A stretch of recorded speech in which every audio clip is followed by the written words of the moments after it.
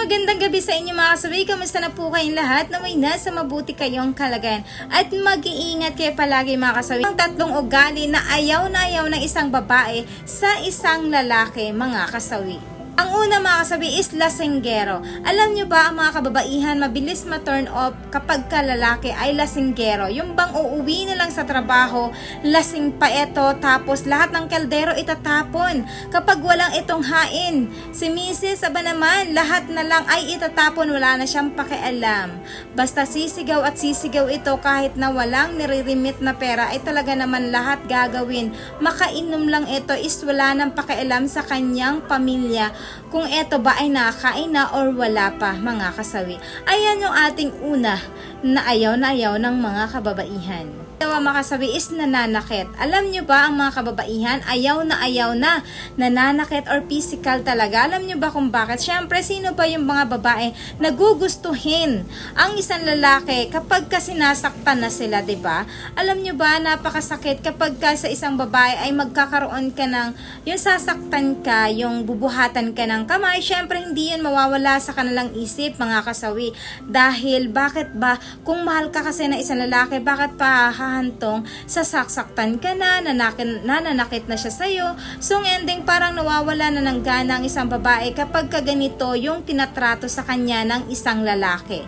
So, mabilis silang ma-turn off kapag kaganito yung ginagawa sa kanila. Ayan yung ating pangalawa. Parang pangatlo mga kasawi, babaero. Ayan, alam nyo ba mga kababaihan, kahit na minsan mahal na mahal natin ang mga kalalakihan or jowa asawa natin, pero kapag paulit-ulit na ginagawa sa atin na pinagmumukha na tayong tanga. So alam nyo ba, parang nakakasakit, nakakasama ng loob kasi bakit hindi sila nakokontento sa atin. Kasi nag-iisip tayo na bakit, ano ang kulang sa atin, bakit nagagawa niya tayong lokohin. So, diba ganon? Kung siyempre yung mental mo at emotional mo, sobra ka nang nasasaktan. Hindi mo na kaya kung paano pa i-handle na paulit-ulit mo siyang patatawarin kapag ka babaero ang isang lalaki. So, napakahirap kapag ganito yung ugali ng isang lalaki kasi kahit pagaano mo kamahal ang isang lalaki ay mawawalan ka ng gana at talagang handa ka na lang na magparaya para hindi ka na masaktan ni mister kapag kaganito na babaero siya. Ayan yung ating pangatlo. At syempre, hindi mawawala yung aking advice sa topic na ito mga kasawi. Lagi niyong tatandaan sa mga kalalakihan.